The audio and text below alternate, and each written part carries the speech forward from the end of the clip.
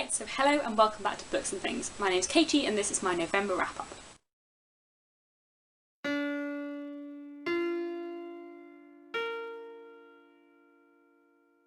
So November wasn't quite as a productive reading month as October was. As you may remember, October was rather worryingly productive and I read a lot. November I didn't read quite as much, mainly because I did a lot of writing rather than reading. As you'll know if you've seen any of my NaNoWriMo videos, I had a fairly productive writing month in November, which meant I didn't read as much. I still have about 11 and a half books to talk to you about today, but a lot of them were very short. But anyway, I'll get straight on to that. So first off, I read two little black classics. I read The Old Nurse's Story by Elizabeth Gaskell and Woman Much Missed by Thomas Hardy. One of my favourite books of last month was Elizabeth Gaskell's Mary Barton, and it was really nice to rediscover her. I read her a bit in my teenage years and then I kind of forgot about her, but actually she's a brilliant writer. And the more I read of her, the more I think she's well on the way to becoming like my second favourite author, joint with Jane Austen. So I really enjoyed this. It's very different to other stuff of hers I've read, but then everything I read of Elizabeth Gaskell seems to be really different to the last thing I read, which is one of the things I really like about her as an author. The Old Nurse's Story contains two short stories, both of which are gothic. I haven't read any other gothic things by Elizabeth Gaskell before. The first one is a kind of gothic ghost story, and then the second is slightly different and quite entertaining and funny as well as being dark, which I really enjoyed. Both of them I just thought were fantastically written, very interestingly Victorian. I just really like Elizabeth Gaskell's writing style. I also enjoyed Woman Much Missed by Thomas Hardy, which is some of his poetry. I've read quite a lot of this before. I think the majority of these poems I had read before. I studied quite a lot of them at A-level. Thomas Hardy and his wife became estranged after some years of marriage, and then after her death he became to really regret that they'd been estranged for so long, and he wrote all these incredibly beautiful poems about that. So this is a selection of some of those poems, and in fact includes my favourite poem of all time, which is At Castle Botterell, which is just incredibly beautiful and amazing, and yes, I love Thomas Hardy, both his poetry and his novels. I also read a literary magazine this month, and that is issue 37 of Brittle Star, which is absolutely beautiful. I love Brittle Star, they're one of my favourite literary magazines, not just because they've published me in the past, but also just because they're lovely, and I think the books they make are really beautiful. I want to try and talk about literary magazines more on this channel because I think they're really important, not only for people who are like aspiring writers like myself, but also just they're a very different way of accessing literature. A thing I really love about literary magazines is how they kind of have short stories and poetry in the same space, and for me it's a really good way of reading poetry. I like poetry, but I'm much fussier with poetry than I am with prose. Like, if you give me a novel, I will probably find something to enjoy in it. Whereas there are just some poems that I will get absolutely nothing out whatsoever, so I find it a really nice way in which to read a variety of poems and short stories. Brittle Star also have some essays and like discussion pieces in their literary magazine, which I really enjoy. It comes out twice a year, and if you subscribe it's £12 a year and you get 2 little booklets of this every year. My favourite story in issue 37 was a story by Philippa East called Things I Am Unable to Do, about a woman recovering from her partner's death in the 7/7 bombings, and I just thought it was an absolutely incredible story. I actually happened to meet Philippa East very recently at a launch for another short story anthology that we are both having a story in, and that was really exciting because I thought her story in here was absolutely incredible and I was really blown away. I was nearly in tears on the tube. So yeah. Next I read something you will probably have heard of on BookTube, which is this. This is Jen Campbell's 100 Poems pamphlet, which is called Two Men Are Explaining the World to Each Other. Around Their Feet Young Girls Are Growing Antlers. So if you haven't heard about what this is, I will link Jen's channel down below and her videos about it. Basically, in order to raise money for a charity called the Book Bus, Jen Campbell wrote 100 poems in 48 hours, which is quite impressive. And this is a pamphlet containing all those poems. These were limited editions, so you cannot get them anymore. I have issue 43 out of 235. However, you can read all the poems in this on the blog that Jen created for the 100 Poem Challenge, and I will link that down below so that you can read all of the poems here. I thought this was really beautiful. It was really lovely to read some of her poetry because I spend a lot of time watching her YouTube videos, but I haven't actually read that much of hers before, and this was, I thought, really beautiful. I also think they're really accessible if you're someone that doesn't read a lot of poetry. My favourite one was number 21, so I'm going to read that to you so you can get an idea of the kind of thing that's in this book. 21. I remember reading a Donne poem about compasses and distances, and how no matter how far you go will always lean towards each other. How planes go further north to catch the curve like baseball, which is a game I've never played, but I'm playing now. I could step inside and look straight up, and you could look up too, and we could be that ridiculous couple who pretend to see the same things in the same sky, seek out the satellite, throwing our voices into space and down again in front of the other person, because that's what's happening right now. We're cheating geography, you and me. We are existing in two places.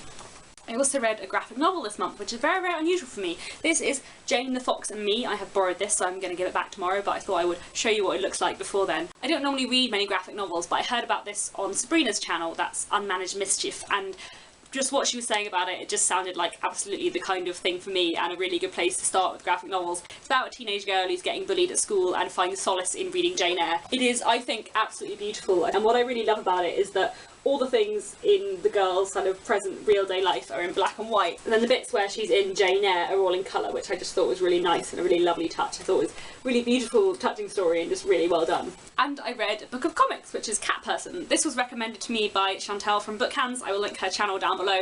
She recommended it to me after I said I liked To Hark a Vagrant and was looking for similar things, and yes, she was right. I absolutely love this. I thought it was really funny, really cute, really sweet. It's just a series of like basically silly comics about a girl and her cat, but in a really lovely, well done way. So, you know, there are just like silly comics about cats and it's just lovely. Something else I read, which I got through very quickly, was this, which is Argentine Hag by Banani Yoshimoto.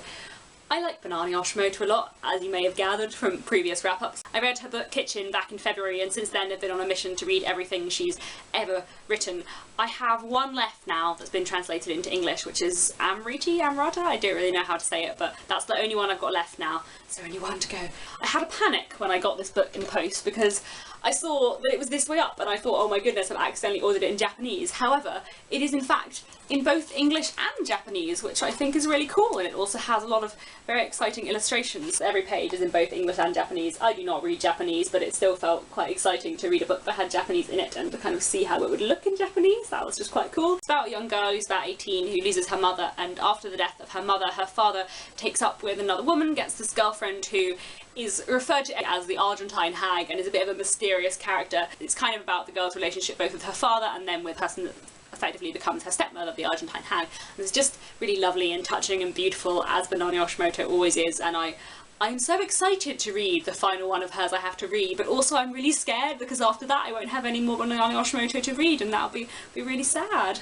I also read 2 non-fiction books this month. This is quite unusual for me, but it's kind of my half-hearted attempt to join in Non-Fiction November, which is something that's been going on over quite a lot of Booktube. It was started by a book Olive and Non-Fic Books, whose channel I linked down below, and the idea was just to get more people reading non-fiction. I used to read a lot more non-fiction when I was at school. I used to read history books quite a lot, but I've gotten really out of the habit, which is sad because I actually really enjoy it. The first non-fiction book I read was Walking Home by Simon Armitage. Simon Armitage is a British poet, and this is basically his story of walking the Pennine Way, which is a long walk in Britain, which is over 200 miles, I believe, and he walked it in 3 weeks. He didn't bring any money with him, but instead he basically paid for his way and all his accommodation by doing poetry readings along the way. So he was kind of being a travelling poet for 3 weeks. Basically, Walking Home is just his story of doing that walk and reading poems along the way, and it's a really interesting but kind of part memoir, part travel writing, part like discussion about what it is to be a poet. It was just, yeah, a really interesting read and very different. I also listened to it on audiobook, which I really enjoyed. I'm definitely going to try and listen to more non-fiction on audiobook in the future, because I found that when I listen to audiobooks of novels, because I listen to it a lot more slowly than if I was reading it, it does kind of spoil my enjoyment of it, whereas I think with non-fiction it doesn't seem to spoil my enjoyment, so I'm definitely going to try and stick to that. The other non-fiction book I read was this, which is In the All-Night Cafe by Stuart David. This is a proof copy. I got it free from work, even though the book was actually published back in April, so I think the final one looks slightly different to this. Stuart David was the bass player and one of the founding members of a band called Belle and Sebastian, who are in fact my favourite band ever. I have loved Belle and Sebastian since I was about 10. I really love this. I don't think I've read any music memoirs before, but it was just a really interesting look into how my favourite band started. I mean, if you don't like Belle and Sebastian, you're probably not going to have any interest in this, but if you do, it's really, really worth a read. It was just really interesting to hear about how the band began. Also, it was lovely to see where a lot of like the early songs came from and get a look into some of their lyrics. As someone that loves reading as well as listening to music, I'm really into like lyrical analysis, so it was really interesting to discover a lot of kind of in-jokes and references to a lot of their songs that came from their lives, which I thought was really cool. Anyway, yeah, I loved this. It was such a nice read and really well written as well, which is interesting because apparently Stuart David has also written some novels since he left Belle and Sebastian, so I'm definitely going to try and look them up and find out what they're like. But fear not, I did also read some novels this month. First, I read The Handmaid's Tale by Margaret Atwood. I've been meaning to read this for a very, very, very long time. It's been on my shelves for about 5 years, and this month I finally picked it up. And I wish I hadn't waited so long because I was slightly disappointed. If you don't know about this, it is a dystopian novel about a society which is very unequal in terms of gender.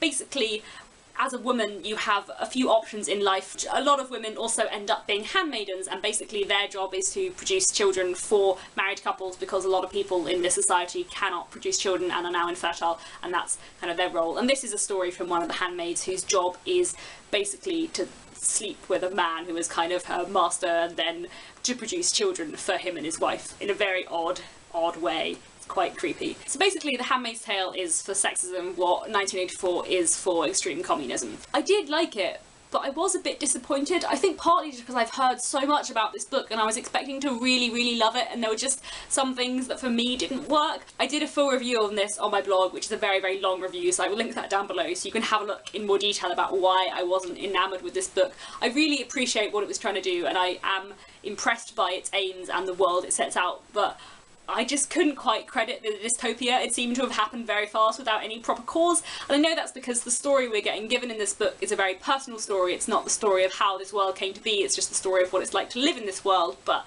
I just didn't always find myself believing it, which was a bit of a problem for me. But anyway, more about that on my blog if you want to see that. I also read Am I Normal Yet by Holly Bourne. This is a YA novel. It focuses around a character called Evie, who's a 16-year-old girl who has obsessive compulsive disorder. At the beginning of the novel she starts sixth form college, and it's about her basically trying to be normal, and one of the ways in which Evie thinks she has to be normal is to get a boyfriend. And basically she becomes fixated with the idea that if she gets a boyfriend it will be normal and she will be better and everything will be absolutely fine, and the book is kind of about that. She also makes two good friends at her new college, and together they form something called the Spinsters Club, in which they talk about feminism and kind of what it's like to be a girl growing up now. I did enjoy Am I Normal Yet, and I thought the issues of mental illness were dealt with very well. The thing I didn't think was dealt with as well was actually the feminism. The book was trying to put across a lot of really important points, but a lot of the feminism felt very heavy-handed, and it felt throughout a lot of the book that feminism was something that was talked about and never like acted on, and all the girls felt like they were often fitting into stereotypes which were really anti-feminist, and I understand that that's kind of the point, and I liked what the ending did with the book, but overall I think I spent a lot of the book really worrying that Holly Bourne was putting across a point that I didn't agree with, and I don't think she was, but I feel like there was a lot of mixed messages in that book. I don't know. It kind of switched that around in an interesting way at the end, but in a way that still left me a little bit dissatisfied. Feminist issues and feminist ideas and terms were explained through characters talking about them, not through anything that was kind of being done or any examples. And I kind of understand what she was doing there, and I do think if you're a younger teenager it's probably a really interesting introduction to a lot of terms used in feminism. But for me I kind of felt like the book was lecturing without showing a lot of the time. So I quite liked it. I was impressed with the way it dealt with some issues, and like I say, I was really impressed with the ending, but I wasn't impressed with the book until the ending, if that makes sense. So those are actually all the books that I finished this month, but there is also another book that I've been reading a lot this month which I have not yet finished, and that is Anna Karenina by Leo Tolstoy, which obviously is taking me quite a while. I'm now on page 709 out of 1125. I'm absolutely loving it. I'm loving it so much. I think it's really readable, much more than I was expecting. I was expecting it to be quite dense and a slow read, and obviously it's a slow read and it's very long, but I actually get through it quite quickly when I sit down to read it because it's just really easy to read and the chapters are really short and it's a really pleasant read. I haven't read a really long book for so long, and I'd forgotten how much I love just reading a massive book and just getting really into the story. But anyway, I will talk about this much more in my December wrap-up because I definitely hope that I'm going to finish it next month. But suffice to say, I'm loving it so far and I'm sure I will continue to do so. So anyway, those are all the books that I've read or nearly read in November. I'll be back soon with another video. Please let me know down in the comments what you thought, if you've read any of these books, and if you have, what you thought of them, whether you like them or not. Especially if you have any more graphic novel recommendations for me, I would really appreciate that because I really want to kind of like get into them more. Anyway, I will see you next time. In the meantime, happy reading.